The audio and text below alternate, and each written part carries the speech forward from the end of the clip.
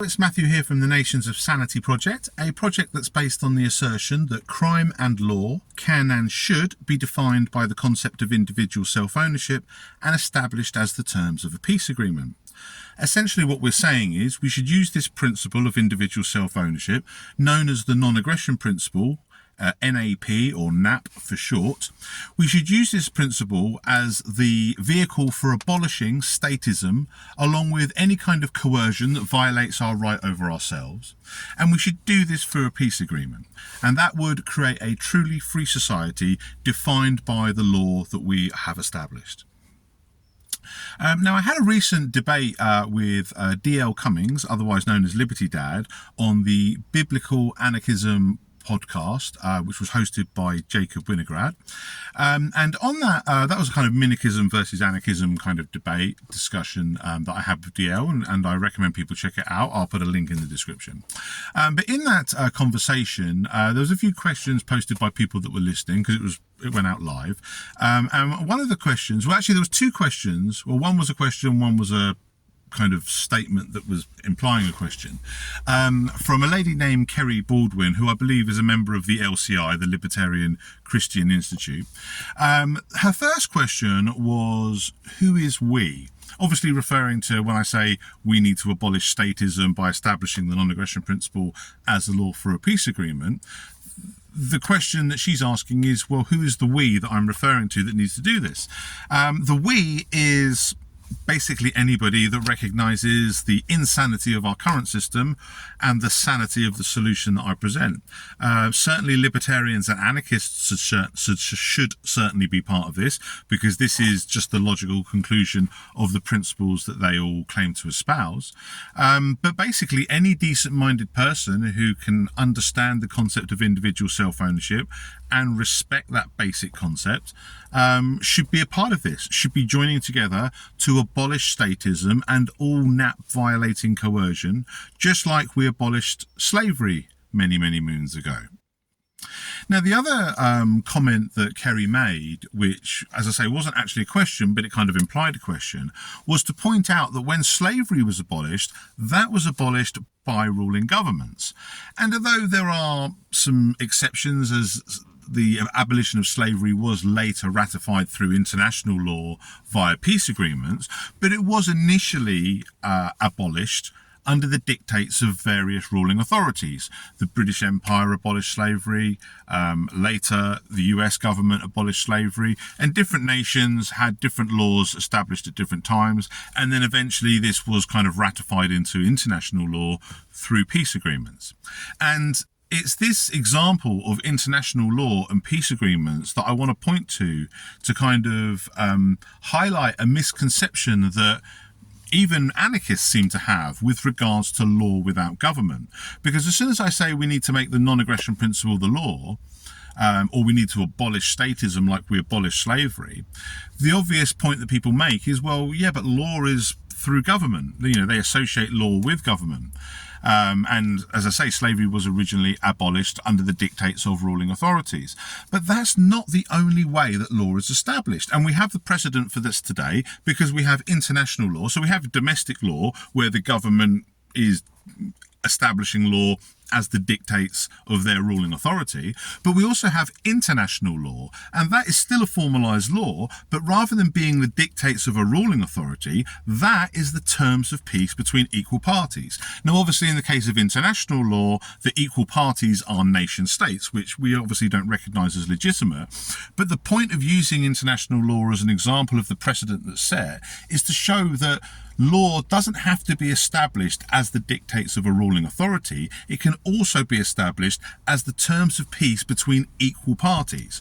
So rather than establishing the law between equal nation states, which are obviously illegitimate criminal organizations, we can establish law as the terms of peace between individual people, which is the only proper metric when it comes to authority and rights. It's individual self-ownership. There's no group rights, there is only individual rights, and the only rights that any group rightly has is the rights they have as individuals. So those, the reason why I wanted to kind of address these questions and these comments, and I thank Kerry for posting these, because these are very valid questions and comments, but they come up quite a lot because there's this misconception that people have. And although a lot of people's, how do we build the roads without government? A lot of people think there's a lot of things we can't do without government, but libertarians and anarchists, for the most part, are kind of above that. They understand that we can have these things without government. But when it comes to law, even anarchists and libertarians seem to think, oh, we can't have that without government, but they're wrong. We can have it without government. Even today, we have laws that are established as the terms of a peace between equal parties, rather than the dictates of ruling authority. So we already have law that is established as the terms of peace, rather than law under a ruling body. And that's what international law is. So basically what I'm saying is we can do the same thing that the governments have done with international law, i.e. establish a formalised law that is between equal parties, isn't a top-down dictate, but is a kind of a bottom-up peace agreement. And the other thing is to point out that, yes, slavery was previously abolished, mostly under the dictates of ruling authorities, and they only abolished this narrowly defined version of slavery. But I'm saying, okay, well, we can take the precedents of all these things that have been done and do it right. So just like international law was a peace agreement between equal parties, let's do that, but do it between individual people rather than between, criminal organisations known as nation states. Let's abolish slavery, but let's abolish slavery fully, not just this narrowly defined version of chattel slavery, but let's abolish all forms of slavery, including what we call statism, which is the ownership that governments claim over their people, which is essentially the same as the ownership that slavers claimed over their slaves. It's illegitimate, it's criminal, and we need to formally recognise that it's criminal and formally establish a law that prohibits these criminal behaviours. And then the other final thing that we need to do right is to establish this law as the terms of a peace. Now, apart from the fact that this is another way we can establish law, it's the only way we can establish the non-aggression principles law without contradicting it, because obviously a ruling authority would be a violation of the non-aggression principle. So it would be a contradiction to establish the non-aggression principle as law under the dictates of a ruling authority, but it's not a contradiction to establish this law as the terms of peace between all individual people. That would still be a formalised law, just as international is a formalised law, but it would be done through a peace agreement, just as international law is done, and it would be done recognising where authority truly is, which is at the individual level. We all have authority, ownership, right and responsibility over our own selves as individual. And that basic moral truth objectively defines crime and law. It objectively defines our rights and our freedom. So we just need to get together and establish this formally, and that will create a truly free society.